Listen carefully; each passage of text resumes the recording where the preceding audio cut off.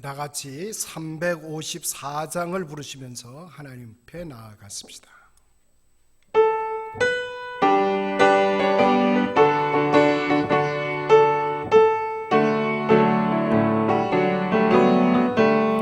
주랑모하는 자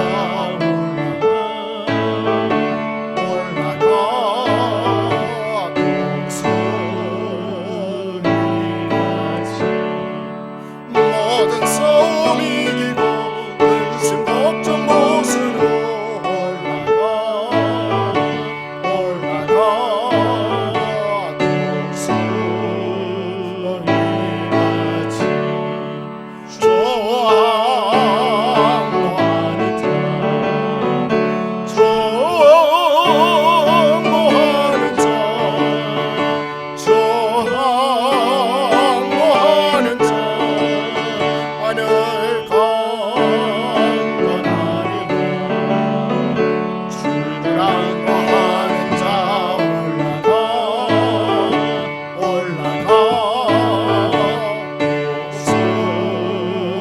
독수리같이 오래 하늘 뛰놀며 주의 영광 보리라 올라가 독수리같이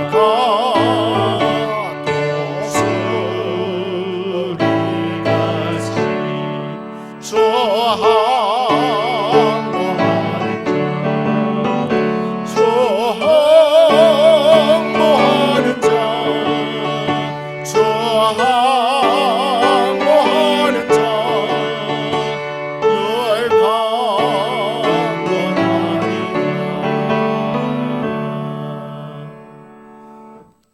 이제 우리 마음을 묶어서 함께 우리 기도하시겠습니다. 기도하십시다.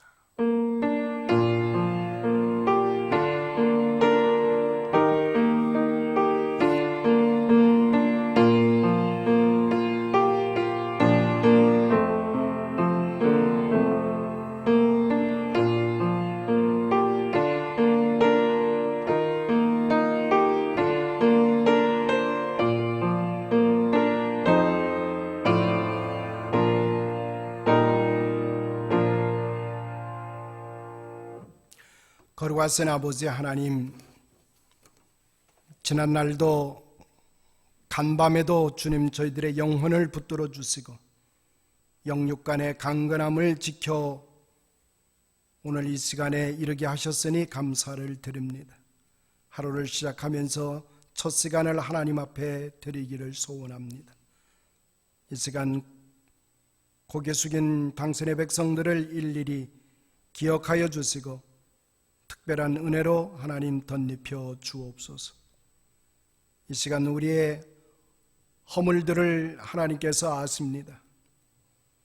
우리 인간이 얼마나 하나님을 벗어기며 살아왔는가를 이제 우리 자신들을 돌이켜보며 작금에 일어나고 있는 모든 사태들이 다름 아닌 우리들의 범한 죄악이었고 우리의 허물들로 인함임을 이 시간 기억합니다. 하나님, 이제는 저희들 돌이킬 수 있는 능력을 허락하여 주옵소서. 지난날 모든 우리들의 생각과 우리들의 행실과 우리의 언어 심사를 하나님 이제는 돌이킬 수 있게 하여 주시고 하나님의 마음으로 하나님의 모습으로 성령의 다스림을 받는 주의 백성들 되게 하여 주옵소서. 그래서 하나님 나라가 이 땅에 임재하게 될 때 주님이여 부족함 없이 주의 영광을 드러내게 손색함이 없는 저희들로 인도하여 주옵소서. 아버지 하나님, 세계 위기로 인해서 제기되고 있는 수많은 위협들 하나님 아십니다. 아버지 하나님, 이 수많은 위협들 가운데도 저희들 넘어지지 않게 하여 주시고 넘어졌다 할지라도 다시금 일어설 수 있는 저희들 되게 하여 주옵소서. 아버지 하나님, 수많은 영혼들이 하나님의 자녀들임을 기억하여 주옵소서. 우리들의 마음과 우리들의 재정적인 자원과 우리들의 헌신을 통해서 보다 나은 미래를 향한 비전이 하나님의 자녀들 심령 속에 실제될 수 있도록 축복하여 주옵소서. 우리가 새벽 제단을 통해서 우리 자신이 다듬어지게 하여 주시고 하나님의 선하신 뜻을 감당하기에 부족함이 없도록 저희들을 다시 한번 일깨워 주옵소서. 우리의 구주 되신 예수님의 이름으로 감사하며 기도드리옵나이다. 아멘. 우리에게 주시는 하나님 말씀, 이제 마가복음 15장에 있는 말씀입니다. 마가복음 15장 29절로 32절까지의 말씀이 됩니다. 29절에서 32절까지의 말씀 제가 봉독해 올립니다. 지나가는 자들은 자기 머리를 흔들며 예수를 모욕하여 이르되, 아하, 성전을 헐고 사흘에 짓는다는 자여, 내가 너를 구원하여 십자가에서 내려오라 하고, 그와 같이 대제사장들도 서기관들과 함께 희롱하며 서로 말하되, 그가 남은 구원하였으되 자기는 구원할 수 없도다. 이스라엘의 왕 그리스도가 지금 십자가에서 내려와 우리가 보고 믿게 할지어다 하며, 함께 십자가에 못 박힌 자들도 예수를 욕하더라. 아멘. 32절까지의 말씀이 됩니다. 자, 우리 어제부터 시작된 고난주간을 통해서 우리가 예수님에 대해서 우리가 좀 집중하고 초점을 맞추어서 말씀을 상고하기를 원합니다. 오늘은 우리가 예수님의 무능이라는 제목을 가지고 함께 은혜 받기를 원합니다. 예수님이 들었던 그 핀잔 가운데 오늘 본 말씀 속에도 나옵니다마는, 그가 남은 구원했으나 자기 자신은 구원하지 못하는구나. 이 말이 십자가 밑에 대제사장들과 서기관들의 조롱이었습니다. 또 바울은 남에게는 구원을 전하고서 자신은 그 구원에 참여하지 못할까 봐 염려하여 언제나 자기 몸을 쳐서 복종시킨다고 고백한 바가 있습니다. 예수님은 남을 구원해 놓고는 정작 자기 자신을 구하지 못한다는 조소와 조롱을 받았습니다.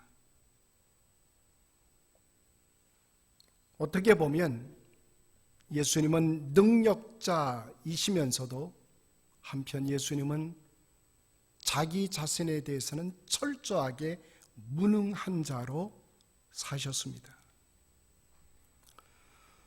우리가 잘 아는 대로 12년 동안 혈루병을 앓았던 여인도 예수님의 옷을 만짐으로 나았습니다. 야이로의 딸도 말씀 한마디로 일으켜 세움을 받았습니다. 오병이어로 5,000명이 먹고도 남았습니다. 예수님의 말씀 한마디로 풍랑의 바다가 잠잠해졌습니다. 나사로도 죽은 자리에서 살림을 받는 주님의 능력이 사복음서는 지체 없이 우리들에게 가르쳐 줍니다. 이렇던 예수님이 십자가 상에서 보여준 예수님의 무능한 모습, 속절없이 무능해질 수밖에 없었던 예수님의 모습이 오늘 본문 속에 기록되어 있습니다. 이것은 원수들의 조롱거리 내용만은 아닙니다. 예수님의 기적을 많이 보았던 사람들이 가졌던 의문일 수 있습니다. 그렇게 권능과 능력을 소유하고 계셨던 예수님, 왜 그때 십자가에서는 예수님은 권능을 나타내지 아니했을까? 예수님은 베드로가 그를 경고하려고 칼을 사용할 때, 내가 아버지께 구하여 당장 12군단 이상의 천사를 보내시게 할 수 없는 줄 아느냐고 말씀하신 바가 있습니다. 왜 그렇게 하지 않았을까? 만약 그랬더라면 대제사장들도 율법 학자들도 소위 말하는 그 당시에 내노라고 하는 바리새인들도 그 모습을 보고 구원을 받는 축복을 누리지 않았을까? 이 질문에 대한 지나간 2000년 동안의 교회의 전통적인 대답은 이러합니다. 예수님께서 십자가에서 그렇게 하지 않으신 이유는 그것은 하나님의 뜻을 이루기 위함입니다. 아버지 되신 하나님의 뜻을 이루기 위해서 예수님은 십자가에서 무능한 자로 그렇게 돌아가십니다. 우리들 욕심 같으면 짧은 순간이라도 예수님이 십자가에서 뛰어내려와서 이제 내 진짜 모습은 이것이라고 너희들이 알겠느냐고 호통을 치시고 다시 십자가에서 돌아가셨어도 됐을 텐데 예수님은 그렇게 하지 않으셨습니다. 일본의 어느 신학자는 그렇게 말합니다. 예수님의 생애 중에서 수많은 기적이 있고 능력 베품이 있었지만은 가장 큰 기적 중의 기적은 예수님이 십자가에서 뛰어내려오지 아니하신 것이 가장 위대한 기적이라고. 그리고 또 그는 말하기를 예수님이 십자가에서 내려오지 않은 것이 의문스러운 것이 아니라 바로 그것이 예수님이 구주가 되심을 프루프하는 내용이라고. 예수님은 의인으로만 사신 것이 아니라 철저하게 하나님의 뜻을 완성시키시는 하나님의 도구로 사셨습니다. 예수님은 남도 구원하고 자기도 구원받는 것이 아니라 남을 구원하기 위해서는 자기의 모든 에너지를 다 쓰지만 자기 자신을 위해서는 남겨놓은 것이 없습니다. 예수님은 그가 전능자일 때는 남을 구할 때입니다. 그러나 자기 자신의 유익을 꾀하기 위해서는 기적의 작은 마디도 사용하신 적이 없습니다. 우리가 잘 알고 있는 사랑장이라고 일컬어지는 고린도전서 13장은 이렇게 말합니다. 자기의 유익을 구하지 아니하고 그것이 사랑입니다. 우리는 이 대목에서 더 이상 우리는 읽어 내려갈 수가 없습니다. 진정한 사랑은 자기 자신의 유익을 결코 구하지 아니할 때만이 진정한 사랑의 모습이 띌 수 있다라고 하는 것입니다. 우리 부부 생활 그리고 우리의 부모에 대한 효도를 한번 반성해 볼 수 있게 되길 원합니다. 우리는 우리 부부 사이에도 연애 시절에는 상대방에게 무언가 주고 싶습니다. 가진 것을 다 주고 싶고 좀 더 친절해 주고 싶습니다. 부모의 것을 훔쳐서라도 애인에게 갖다 주고 싶은 것이 그 당시 우리 연애하는 마음입니다. 이것이 상대방에 대한 사랑이 불타 있을 때의 현상이라는 말입니다. 그런데 우리가 결혼하여 오래 살게 되면 우리 남편은 왜 친구네 남편처럼 다정다감하지 못한가를 우리는 바라다 보기 시작합니다. 우리 집 사람은 왜 아무개 엄마처럼 남편과 아이들에게 살뜰하지 못한가라고 하는 생각이 듭니다. 그래서 우리는 다투게 되고 우리는 부부 사이에도 사랑 싸움이라고 하는 제목을 붙이고 다투어가는 일들이 생깁니다. 그것은 배우자가 나빠진 것이 아니라 내 편에 사랑이 식었기 때문입니다. 사랑하는 강도가 낮아졌다는 말입니다. 사랑할 때는 주고 싶고 사랑이 식을 때는 받고 싶어지는 것입니다. 상대방을 쳐다볼 때, 내 마음이 병든 때 비판적인 시선을 가질 수밖에 없습니다. 내 마음의 사랑의 샘이 고갈될 때라는 말입니다. 자식들의 효도가 마음 덜 차게 야속하게 느껴질 때 또한 이제 더 나누어질 사랑이 내게 없다는 증거라는 말입니다. 풍성한 사랑은 남에게 주고 싶은 마음이 넘쳐서 자기가 받은 사랑의 미흡함을 계산할 겨를이 없습니다. 사람은 늙어가면 다시 어린아이처럼 이기적인 모습으로 바뀝니다. 그래서 우리는 자주 노하고 자주 삐지고 자주 섭섭해집니다. 그러므로 사랑은 줄 때가 젊을 때요, 사람이 바라기를 원하고 체험하고 있을 때는 이미 나는 늙어가고 있다는 표식입니다. 그런 의미에서 볼 때 하나님이 인류에 대한 사랑은 항상 젊고 풍족하고 넉넉한 것으로 주시기를 좋아하신다고 볼 수가 있습니다. 예수님의 십자가에서의 마음도 젊었다는 말입니다. 예수님은 몸도 마음도 젊을 때 돌아가셨습니다. 우리들의 삶의 스타일과 가치관은 교과서에서 외워서 학습되는 것이 아니라 우리는 모방으로 배울 수밖에 없습니다. 예수님이 십자가에서 보여주었던 그 모습, 예수님이 온전한 사랑으로 우리를 사랑하셨던 그 모습대로 우리도 그 삶의 스타일을 배워야 할 시점이 됐습니다. 사랑은 자신을 위해서 힘쓸 줄 모르는 것입니다. 진정한 사랑이라고 하는 것은 희생하고 버리는 것입니다. 그래서 영어에서 love라고 하는 것은 leave라고 하는 말과 통하는 것입니다. 사랑이라고 하는 것은 버리고 떠나는 것입니다. 남녀 간의 사랑에 있어서 가장 순수한 순간은 이런 성격을 띠고 있다는 말입니다. 어린아이가 아플 때 어머니는 전혀 자기 자신을 돌아보지 않습니다. 오직 아이에게만 신경을 씁니다. 아픈 아이를 위해서 자기 전부를 쏟아붓는 것이 어머니의 마음입니다.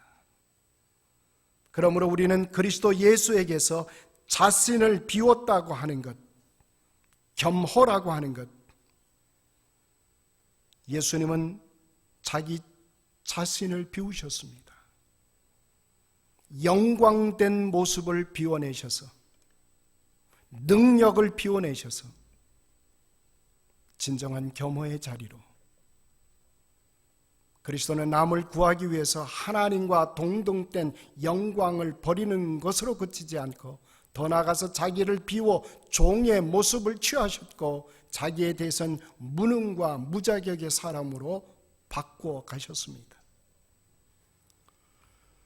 철도 건널목 간수가 행인도 살리고 자신도 살린다면 그것은 감동적인 이야기라고 볼 수가 없습니다. 그러나 지나가는 행인은 살리고 대신에 자기 자신은 열차에 치여 죽었다고 하는 것이 감동적인 이야기요, 구원의 한 스토리가 됩니다. 김밥을 파는 할머니가 자기도 잘 먹고 잘 살고 50억을 대학에 기증했다고 하면 결코 우리에게 감동을 주지 못할 것입니다. 그러나 자기는 먹지도 못하고 입지도 못하고 모은 돈을 몽땅 대학에 기증할 때 그때 모든 이들은 감동을 받게 됩니다. 예수님은 자기 자신에 대해서는 아무것도 할 수가 없었습니다. 왜요? 저와 여러분을 온전하게 구원시키시기 위해서 자기의 능력, 자기의 에너지, 자기의 전부를 쏟아 부으셨기 때문입니다. 아들이 태어나서 아버지를 부르는 명칭이 나이에 따라 달라집니다. 아들이 어릴 때는 아버지를 아빠라고 부르지요. 그런데 어른이 되어가면 아버지라는 호칭으로 바뀝니다. 더 나이가 들면 아버님이라고 하는 이름으로 바뀝니다. 그런데 예수님은 하나님을 아빠라고 부른 최초의 사람입니다. 구약 시대에는 상상조차 하지 못했던 하나님을 아빠라고, 자기 자신을 가장 낮추어서 무능한 어린 아이로 표현하신 주님입니다. 여기에는 아이의 무능이, 아이의 의존이, 아이의 응석의 분위기가 함축되어 있습니다. 옳습니다. 우리 주님은 응석박이로, 그리고 자기 자신을 향해서는 무능한 자로, 그리고 하나님의 완전한 의존된 자로 십자가를 지시고 그 십자가 안에서 우리 모두를 구원의 반열로 세워내셨습니다. 이 고난 주간을 함께 보내면서 무능의 자리로 자기를 깎아 세우셨던 예수님의 그 모습이 우리 안에 담겨지게 되기를 소원합니다. 우리의 모델로 우리가 함께 그 주님의 삶을, 주님의 십자가의 모습을 우리 안에 담아내는 그런 놀라운 은혜의 시간으로 이어지게 되기를 소원합니다. 우리 같이 찬양 부르시면서 기도의 자리로 나아갔습시다. 좋으신 하나님, 우리 같이 찬양합니다.